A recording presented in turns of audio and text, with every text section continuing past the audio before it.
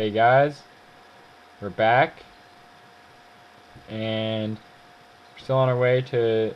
We found the map of ages. That's something worth getting because it just happened to float by as I was going there. Anyway, so we'll know. Now, here's a little problem with the game. The game tells you the name of the island before you really knew the name of the island, which is what's really confusing. I'm gonna. Well, we might as well do this fight. We didn't have a fight last battle, so might as well have. Oh, it's even a back attack. Well, there's only two guys anyway. Well, as I was saying in the last video, I was talking about LPs and stuff and my list of them or something. Wait, what was I talking about? Yeah, all my lists of LPs are gonna be awesome.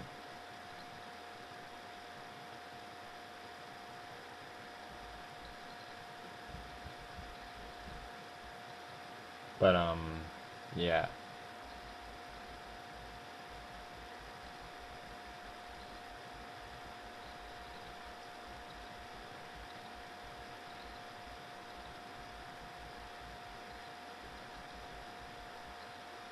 Sorry about that. I thought I heard something outside my door. I thought it might have been my mom.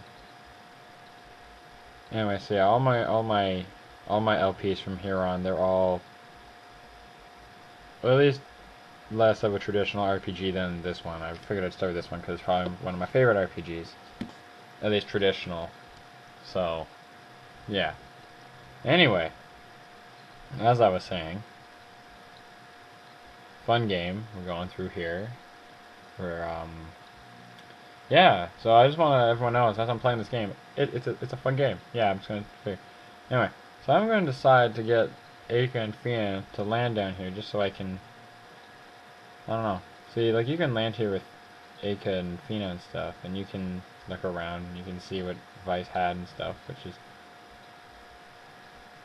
like looks like someone would. Anyway, so we're gonna be back up to the Cat's Isle. And the funny thing is, I'm pretty sure, yeah, see, every time you take off, the game is programmed that every time you take off, it's gonna tell you what the map told you. So that's kind of weird. Now, you'll notice that all of these islands look generally the same, but you'll notice that this one, over here, looks pointier and doesn't have trees on it. Well, it is the correct one. I don't know why. Every time I do this part of the game, I always just pick that one off, just like that. Like I don't have to look at anything. So anyway, so here you are. Oop, there's a Chan. See, if I had audio, I would have remembered that that happened there, because I would have heard the thing. Still a sword. And the reason why we got the crystals from our boss was because obviously we didn't have any items with Aika, so it would have been really good that she had some. So yeah, so we're gonna go back to Vice now. And we'll notice that Vice and Gilder are about to take off from Gilder's lifeboat. No, you don't get to fly Gilder's ship again. That is not going to be the ship we're going to fly and start doing battles with, I know.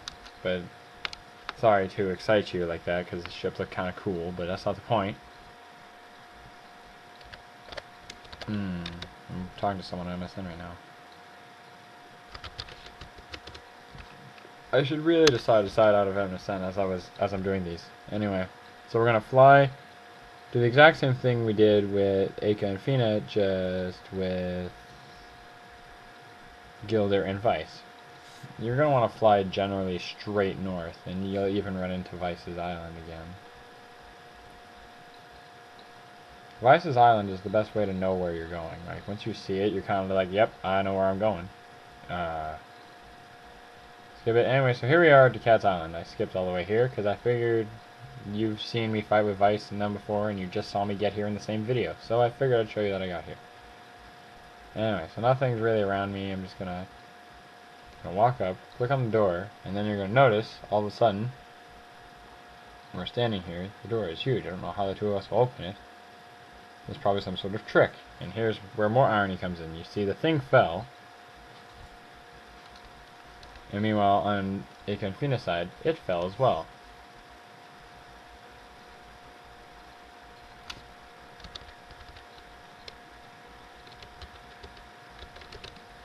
Funny. Anyway. So it's kind of funny that they happen to both get off at different sides of the door, as what different sides of the island too. Because this whole thing could have been avoided if they landed on the same side of it, but they didn't. So there goes that right there. Sorry if there's any typing, because I'm speaking to someone on this end.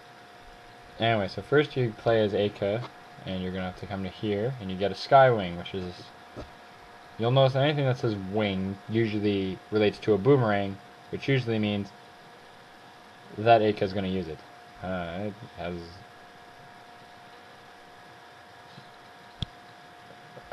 whatever. I'd rather have a stronger one. At least it still hits. So anyways, the first thing we're going to do is we're just going to stand here and we're going to just flip it. We're going to hit these. This is a new thing in the game.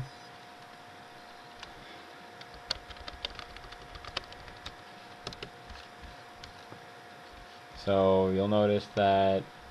Oh, Zivlin Bane down. Well, since there's a potential chance of me dying, we might as well watch it.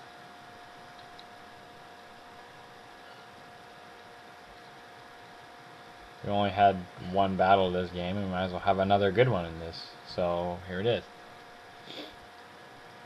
I usually skip Zivlin Bane battles, and I usually will from now on. There's only one other Zivlin Bane battle that we're going to get into that I'm going to watch, because it's a little different, and it's a way lot later in the game, but I'll do it anyway.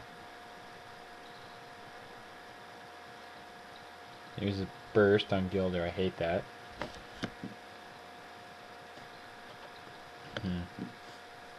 Yeah, so anyway, for me today, I brought my Nintendo DS to school, and I played my friend in Pokemon Pearl and Diamond, which was kind of cool, because, like, you know, kind of all being nerds. What really annoys me is the fact that I was the first one to buy that game. I bought it like a few days after it came out, and everyone after I bought it was like, "Oh man, Pokemon's so gay now because all the new Pokemon friggin' suck. Like, what's the point? They look friggin' retarded. It's almost like made for kids or something."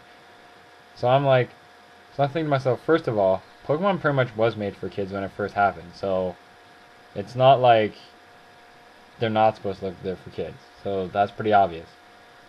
Second of all, who gives a shit? In Pearl and Diamond, you can catch the original ones anyway, so you're in the clear there too. And, like, honestly, they don't look horrible. It's not like the whole game is like ass suckage. It's a great game. I love the new Pokemon games, actually. Awesome because I beat him. Because me and him came with this idea of what actually involves a little more skill when you're training, rather than just training them to level 100.